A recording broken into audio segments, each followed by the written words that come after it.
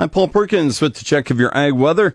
After a day with likely thunderstorm chances remaining in the panhandle, highs in the mid-80s to the low 90s. Rounds of thunderstorms are likely, especially at night, tonight through tomorrow night as low pressure tracks across Kansas. Severe storms are possible with large hail and wind gusts over 60, the main threats during the late day through the overnight. Today's main severe threat over southern Nebraska and northern Kansas with the slight risk. The severe threat tomorrow, a lower and marginal risk. Storm chances decrease to a slight chance by Saturday night.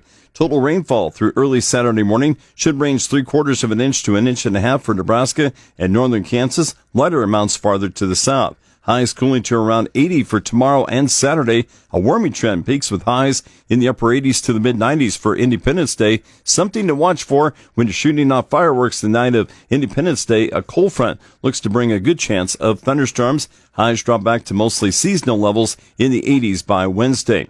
For the long-term forecast, seasonal to slightly cooler than normal temperatures are predicted for Wednesday through July 12th for Nebraska and Kansas. Above normal rainfall is indicated for Nebraska and Kansas Wednesday through July 12th, especially in the middle part of next week.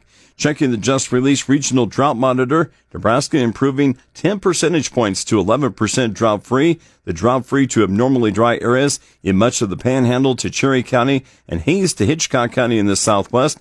Most of central, southwest, west central, and the southeast corner of Nebraska are in moderate to severe drought. Coverage of extreme to exceptional drought increased a percentage point to 26% to include areas along and east of a line from Knox County to Albion, Grand Island, and Hastings. Kansas dropped 2 percentage points to 2% drought-free. It's drought-free to abnormally dry right along the Kansas-Colorado border and from Topeka to Kansas City. Moderate to severe drought continues in much of northern, western, and eastern Kansas.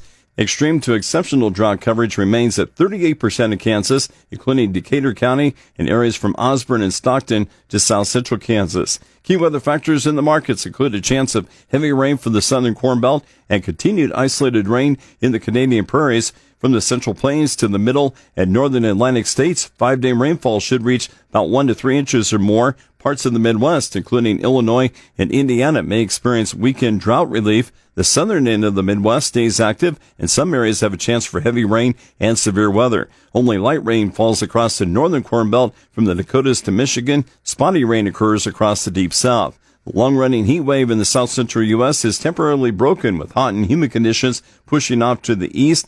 This weekend and early next week, temperatures should remain below 100 across much of Texas, but readings ranging from 95 to 100 should be common near the Gulf Coast and in the southern Atlantic states.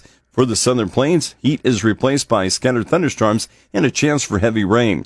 Towards the Canadian prairies, rain stays mostly isolated through next week, possibly leading to significant stress in developing crops, especially for southern Alberta, where temperatures continue to be higher.